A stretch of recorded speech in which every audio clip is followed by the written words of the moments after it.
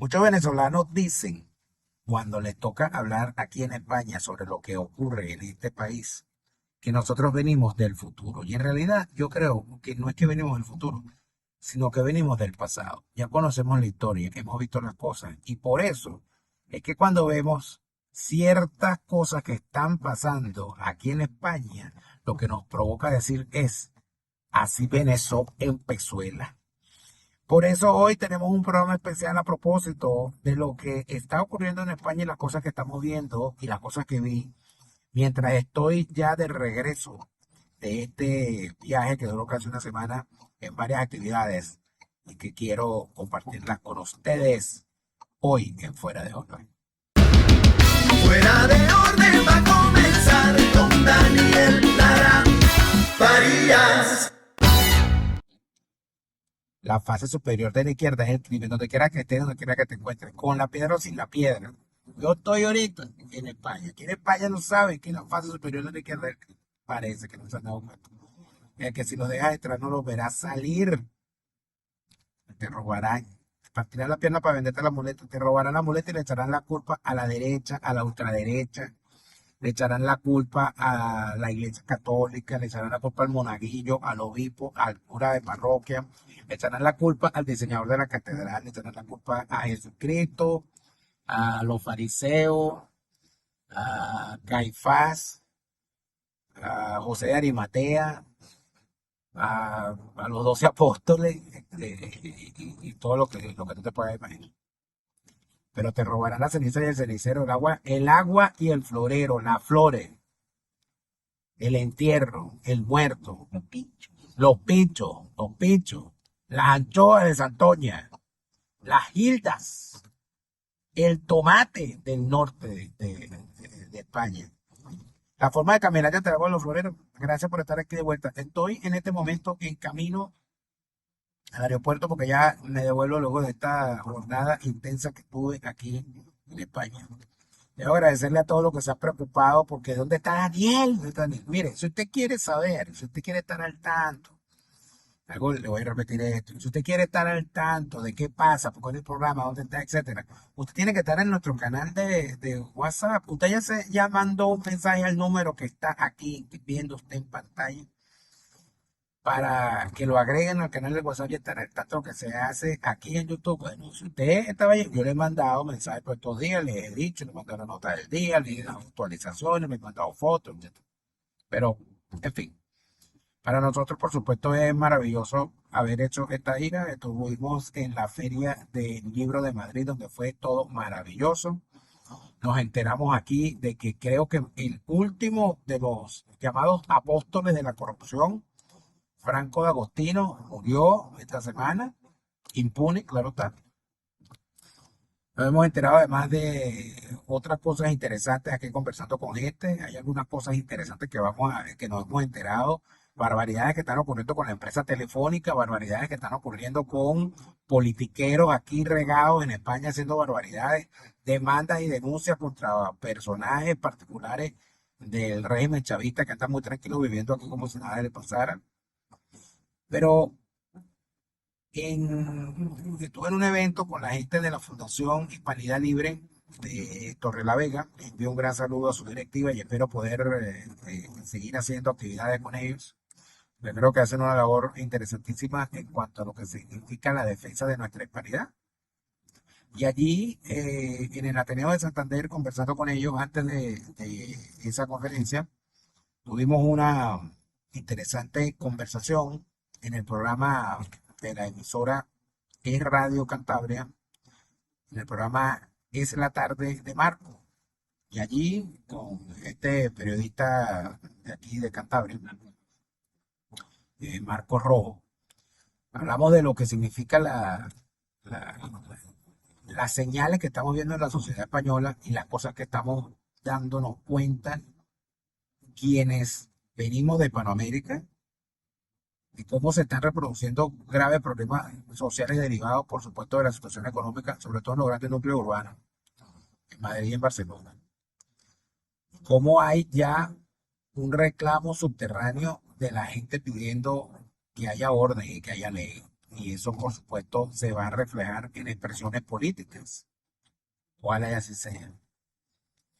Pero lo que quiero hacer es dejarle a ustedes la entrevista que me han hecho a continuación, solo audio, la entrevista tiene solo audio, una entrevista corta, porque me parece interesante. Y la conferencia que hicimos sobre la defensa de la hispanidad, también la vamos a tener y probablemente la vayamos a compartir pronto con ustedes, porque creo que el tema también es importante. La conferencia estuvo muy buena y quiero, por supuesto, de nuevo reiterar mi agradecimiento tanto al Ateneo de Santander como a la gente de la Fundación Hispanidad Libre de Torrelavega por haberme hecho el honor de contar conmigo para dicha labor. Entonces los dejo a continuación con lo que ha sido la entrevista que me han hecho en radio y estoy seguro de que habrá cosas interesantes allí, para que no digan que no estoy haciendo nada, que he abandonado, que ando escondido, que ando en la clandestinidad. En la clandestinidad anda ella, tú sabes, la intro tan neferibata. Yo no, ando por aquí dando la batalla. Vamos a escuchar lo que fue la entrevista que tuvimos con Marcos Rojo en su programa Es la Tarde de Marcos en Es Radio. Y hoy tenemos con nosotros a Daniel Lara Farías, gracias a Vox Cantabria, que nos ha permitido charlar con él un ratito cuando está de camino a dar una nueva conferencia aquí en Cantabria, pero que nos lo cuente él mismo. Daniel, buenas tardes. Hola, muy buenas tardes. ¿Qué tal? ¿Cómo Gracias estás? por tenerme contigo, muy bien. Te noto un poco afónico ya, puede ser, has hablado mucho. No he hablado tanto, pero me toca todavía. Bueno, cuéntanos, para los que no te conozcan, aunque eres súper seguido en redes sociales y hombre muy querido también, ¿quién es Daniel Lara Farías? Bueno, estoy en este momento acá de nuevo en Cantabria, donde han tenido la bondad de recibirme en varias ocasiones en el Ateneo de Santander, en la presentación de mis dos libros, el primero Fiesta con Piñata y el segundo publicado a finales del año pasado, que se llama Una mesa de tres patas, que es una explicación del sistema político que agobia en este momento a Venezuela.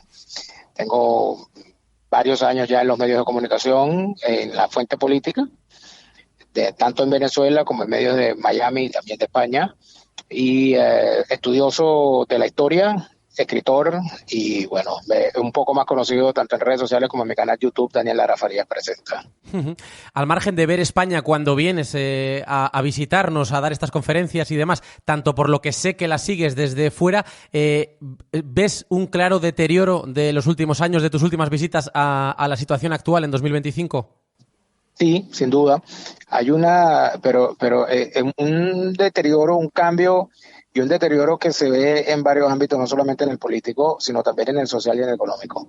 A mí me ha llamado mucho la atención, yo visito España con regularidad por distintas actividades académicas y profesionales, y me encuentro con dos señales, con dos cosas bien particulares. En el caso particular de Madrid, hay algo que me llama poderosamente la atención, que es cómo se está convirtiendo, cómo está el tema de la precariedad económica viéndose en la calle.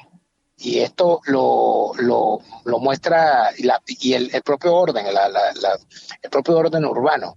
Uh-huh. Creo que lo que está ocurriendo, el fenómeno que está ocurriendo en el metro de Madrid, es bastante llamativo.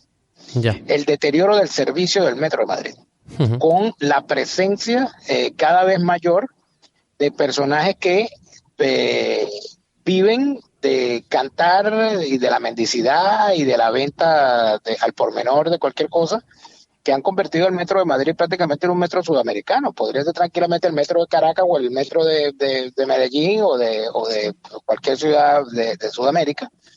Y son probablemente muchos, además, uno reconoce que son personas con origen sudamericano.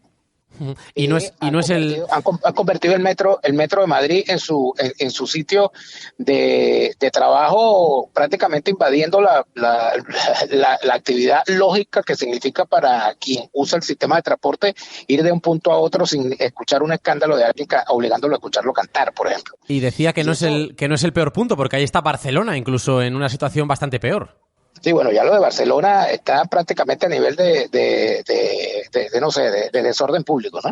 Ujú. Y donde no es solamente el tema de que alguien se monte a cantar o todo aquello, sino el tema de los carteristas, el tema de los robos y el tema de la inseguridad y del miedo a usar el sistema de transporte.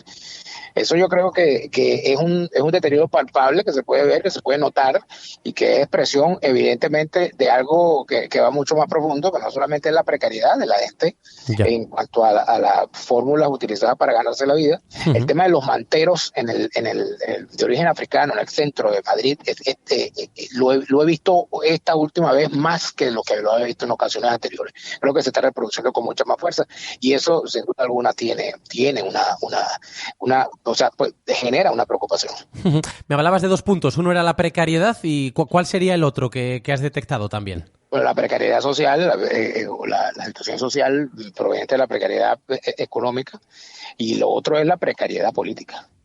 Ujú. Aquí estamos viendo unas señales que hemos visto en países hispanoamericanos, con sistemas bipartidistas, donde se está repitiendo en España cada vez con más frecuencia la expresión de la gente, del ciudadano común, que asume ya que empieza a disolverse la confianza en el sistema político, señalando a los principales partidos por su inacción o por su incapacidad para resolver los problemas y además de eso igualándolos a ambos por el tema de la corrupción, porque entonces pareciera que no hay diferencia en cuanto al tema de la corrupción entre los dos partidos.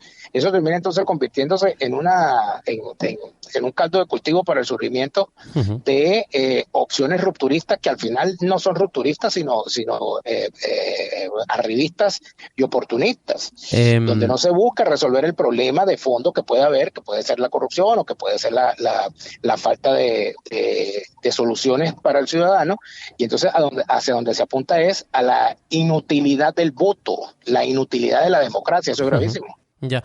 Tú has sufrido el chavismo, Daniel. Muchas veces en España, a los que decimos o defendemos que empieza a haber cada vez más similitudes aquí en nuestro país con el chavismo, nos llaman locos. ¿Qué nos puedes decir tú, que has escrito y has leído mucho y has vivido sobre el tema? Sí, bueno, yo he dicho ya de un tiempo para acá que ya el problema no es que el socialismo español se parezca al chavismo, que ya eso es un hecho lo suficientemente evidente.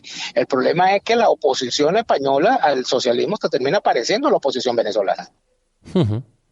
En cuanto a ineficiencia, en cuanto a una oposición que no se opone, que no busca hacer alternativas y que pareciera que se siente muy cómoda en su rol de oposición. Entiendo que me hablas más del Partido Popular, en este caso, hablando del bipartidismo de esos dos partidos que han gobernado históricamente en España. Estoy hablando de dos partidos que han gobernado España y de dos partidos que acumulan la mayor presencia en el Parlamento en este momento. Ujú. Cuando uno escucha hablar al que se supone es el líder de la oposición, que es el señor Núñez Feijóo, Ujú. pareciera, yo a veces siento que pudiese tranquilamente cambiarse papeles con Enrique Capriles, el venezolano, porque utilizan más o menos la misma retórica de oponerse sin oponerse y de ir siempre bordeando los problemas sin ir a la sustancia que terminaría convirtiéndolo en un genuino líder opositor que enfrente lo que significa el desastre socialista luego de una década prácticamente en el poder, que se dice fácil, pero no es cualquier cosa.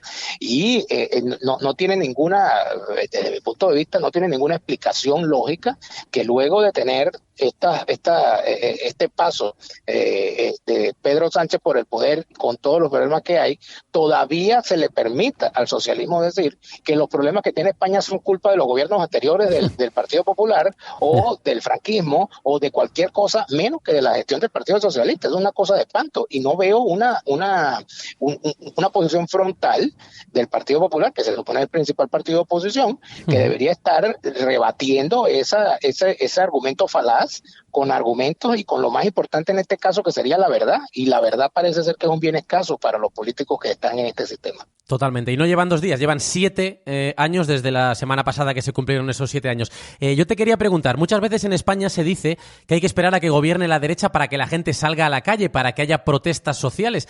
¿Por qué crees tú que cuando gobierna la derecha sí que a la mínima se sale a la calle a protestar y en cambio con todo lo que estamos viendo día tras día, con cada nueva pieza de dominó que sigue cayendo de demostrando la trama corrupta del PSOE, la gente no sale a la calle, no tiene la necesidad o no ve que es necesario protestar?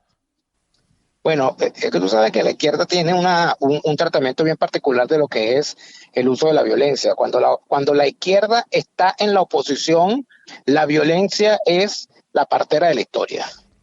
Pero cuando la izquierda está en el poder, la violencia es el arma de los que no tienen la razón. Y eso lo aplican en donde quiera que están. Y donde quiera que van y donde está la izquierda busca la hegemonía en el poder, quedarse en el poder y terminan degenerando en los peores crímenes posibles y ejemplos suficientes sobran. Pero ¿por qué se protesta en gobiernos de conservadores o de derecha y no se protesta en gobiernos de izquierda? Allí la culpa no la tienen los partidos y la culpa la tienen las organizaciones sociales y la propia sociedad civil. Porque si hay una razón para protestar y esa razón para protestar es legítima y es genuina, no debería esperarse por la dirección de un partido, debería movilizarse la sociedad civil, y yo creo que es allí donde en cualquier país del mundo estaría un vasto movimiento civil, un vasto movimiento ciudadano expresándose en las calles en contra de lo que significa este septenio rojo que ha terminado colocando a España, bueno, en el grupo de los países, que he visto esa cifra y me he llenado de espanto, el grupo de los países de Europa con mayor riesgo de niñez en pobreza extrema.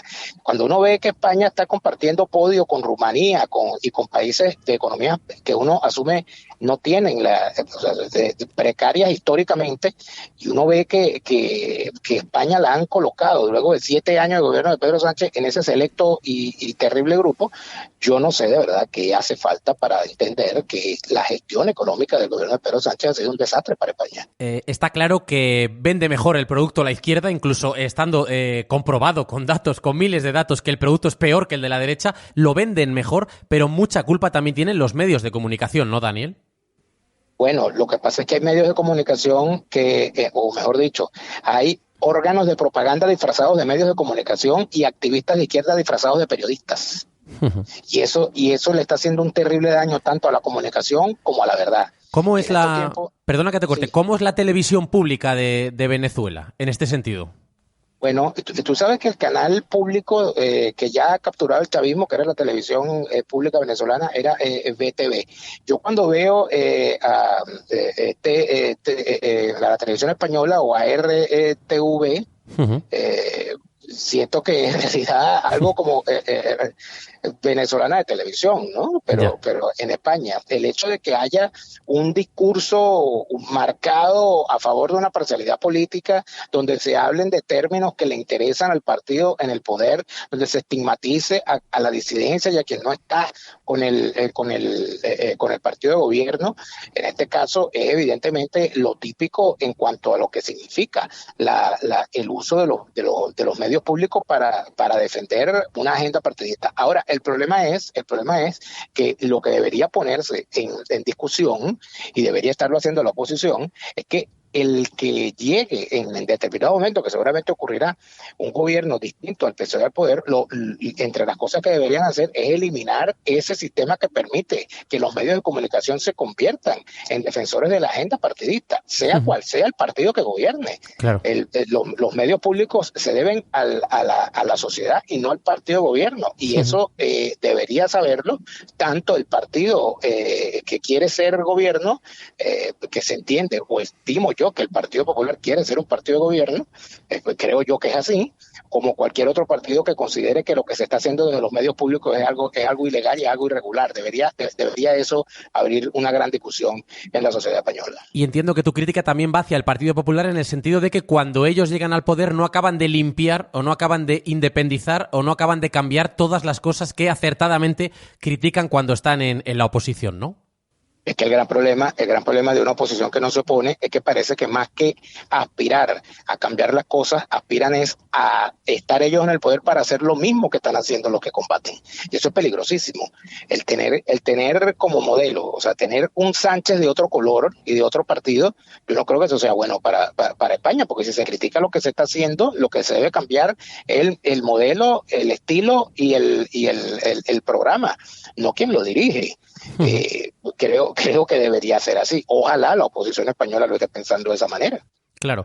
En cuanto a la criminalización mediática de todos los gobernantes que tenemos conservadores, véase Bolsonaro, véase propio Santiago Abascal, aunque no es una persona que está ahora mismo en un gobierno, Donald Trump, esto al final ha calado tanto gracias a los medios en la sociedad que ¿tú crees que es muy difícil de poderlo cambiar?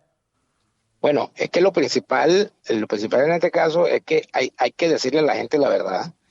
Y hay que revisar lo que es mentira y desmontarlo.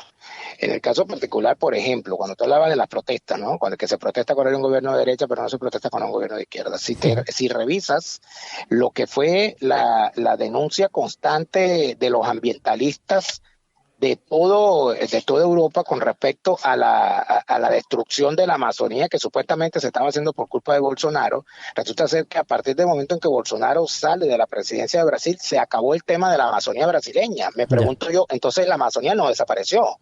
Sí, sí. Igual que ahora hay silencio.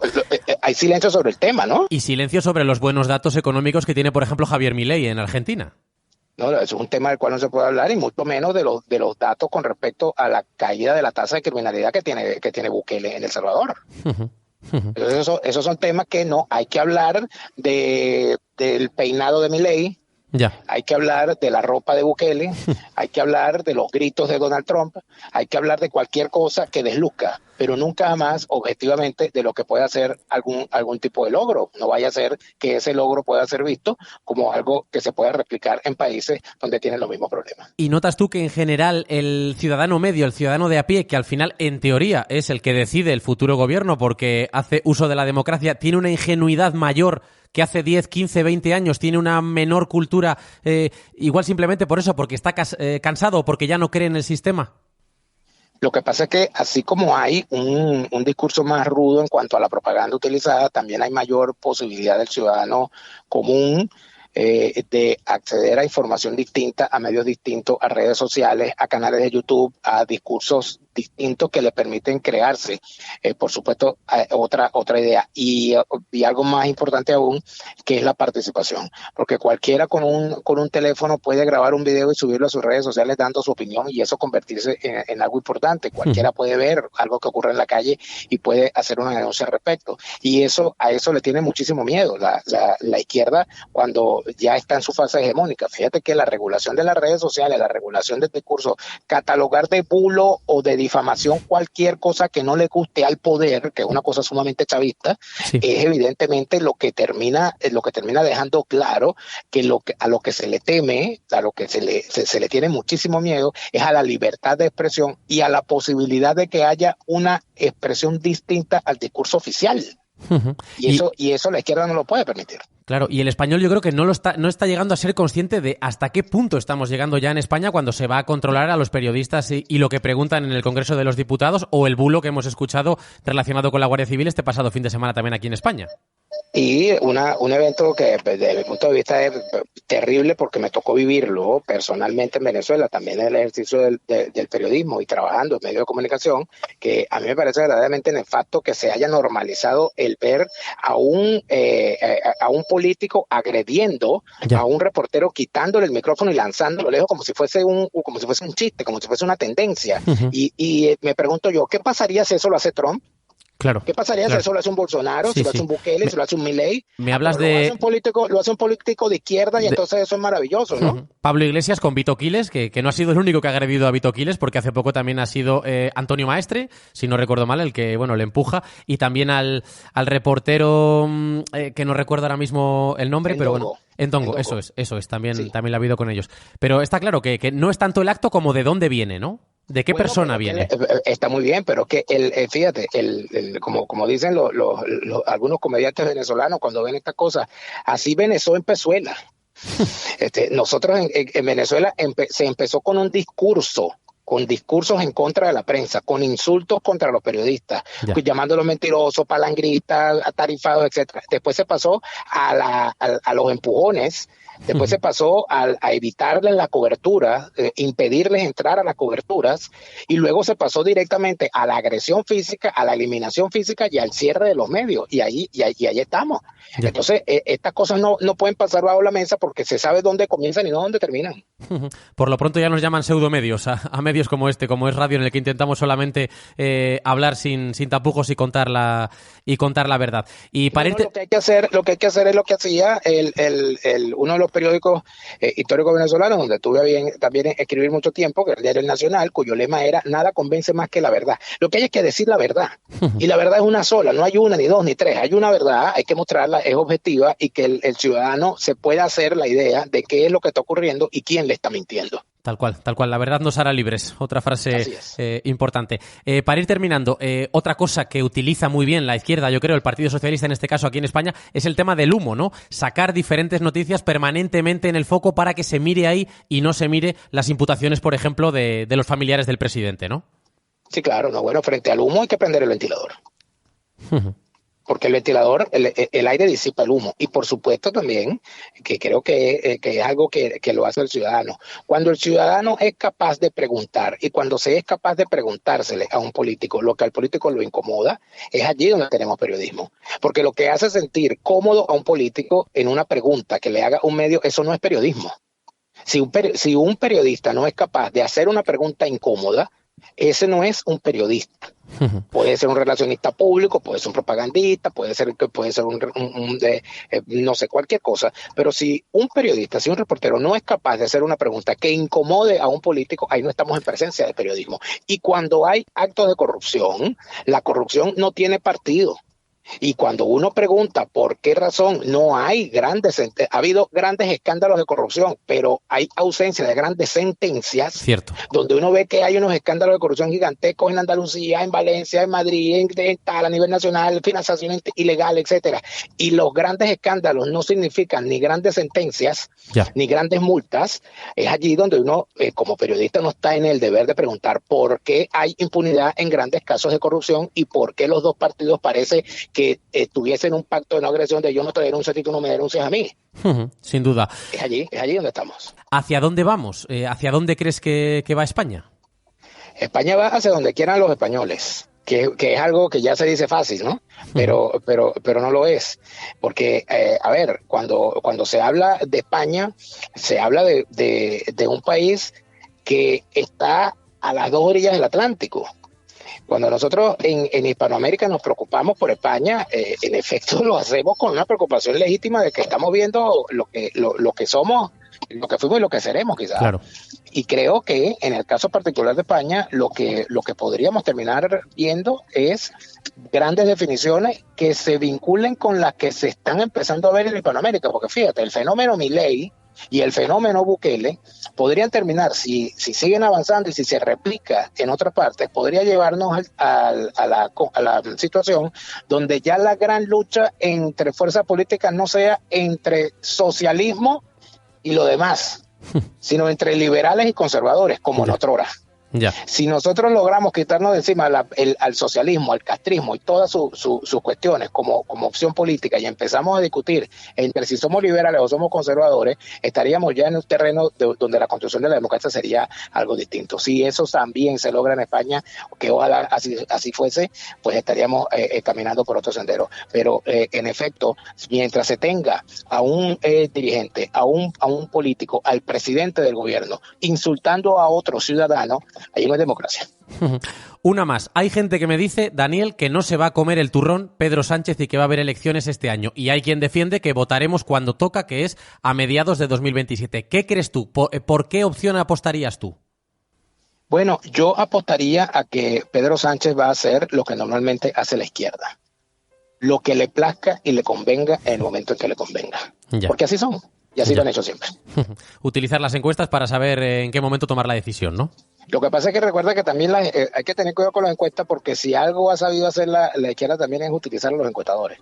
Y hay encuestadores que no son encuestadores, porque cuando uno ve, a mí me llama mucho la atención que hay encuestadores que hacen una encuesta y hacen un paseillo por los medios de comunicación para convencerte de que lo que ellos dicen es la verdad absoluta. Claro. Claro. Y las ciencias sociales no son exactas. Aunque entiendo que ellos... Lo que puede haber en una encuesta no tiene que ser necesariamente la verdad, sino que muchas veces es una mentira muy bien barnizada para vender una idea que le haga el favor al grupo hegemónico político dominante ir con la gente a hacerla caminar a su sendero. Por ejemplo, decir, no, mira cómo estamos, hay que unificar a la izquierda porque si no nos gana la ultraderecha. Y eso lo han utilizado, lo utilizaron en Alemania, lo utilizaron en Polonia, lo utilizaron en Austria y por supuesto lo han utilizado en España. Así que yo siempre veo con cuidado a los encuestadores multimediáticos. Entiendo que además de las que nos venden, también manejarán unas que sean todavía más realistas de cara a tomar esas decisiones. Daniel Lara Farías, ha sido un auténtico placer, que vaya muy bien y espero que charlemos más pronto. Ojalá y así sea, muchas gracias. Bueno, ahí está. Mayor abundamiento, como dicen por ahí, yo tendría que decirle que sinceramente lo que se ve, sobre todo en los grandes núcleos urbanos, pareciera que hubiese más por supuesto, hay más de una España.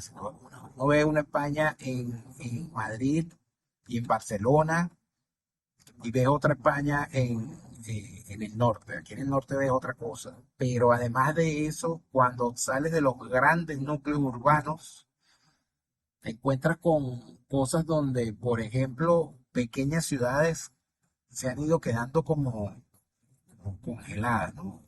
Menos actividad comercial, menos gente, menos movimiento. Quizás se activan solamente en determinadas temporadas. Ves otras situaciones donde la gente se queja muchísimo de que no consiguen alquiler en Madrid o en Barcelona, pero al mismo tiempo ve que hay pueblos de la España profunda que se están quedando vacíos. Entonces uno dice, bueno, ¿por qué no se vienen los que quieren alquilar en Madrid, no se vienen para acá? Porque si se vienen para acá no tienen trabajo, o no tienen la diversión y el esparcimiento que quieren tener en Madrid, o porque simple y sencillamente lo que les gusta es vivir en la capital o en las grandes ciudades. Y en efecto eso lo vivimos la gran mayoría de los hispanoamericanos. Cuando usted ve la congestión que hay en Caracas y cómo la gente no quería irse a vivir a Maracay o a los Valles del Tuy o a Guarena o a San Antonio de los Altos, sino que querían vivir en Caracas y en el este, eso por supuesto significó ciertos trastornos y ciertas quejas. Y de ese trastorno y de esas quejas se montó el chavismo para hacer la barbaridad esa que fue la misión vivienda, que lo que hizo fue destruir la ciudad. ¿Será que eso es lo que se está viendo aquí? ¿Será que ha convertido el metro de Madrid, que por cierto no depende, la gestión del metro de Madrid no depende del gobierno de Pedro Sánchez, depende del gobierno de Isabel Díaz Ayuso, que es la presidenta de la comunidad, y en todo caso dependería también quizás de los alcaldes como Almeida, alcalde de Madrid?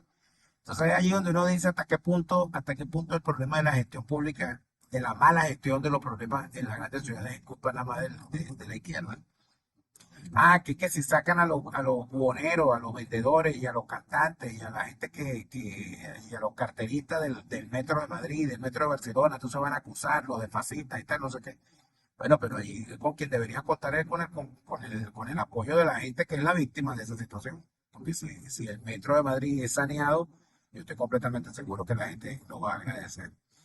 Y si convierten el metro de Madrid en lo que es hoy el metro de Caracas, ya te puedo yo contar de qué se van a estar quejando los madrileños en el futuro. Pero en fin, amigos, eso fue el corto programa que tuvimos hoy porque no queríamos dejar sin hacer nada, pero al mismo tiempo quiero decirles que pase lo que pase y estemos donde estemos, hay algo que recordar. Sí, la fase superior de la izquierda del crimen. Y quien no lo recuerde, mire, yo siento que se tiene que terminar, ir, no a donde voy yo ahorita, que es al aeropuerto, para devolverme a casa.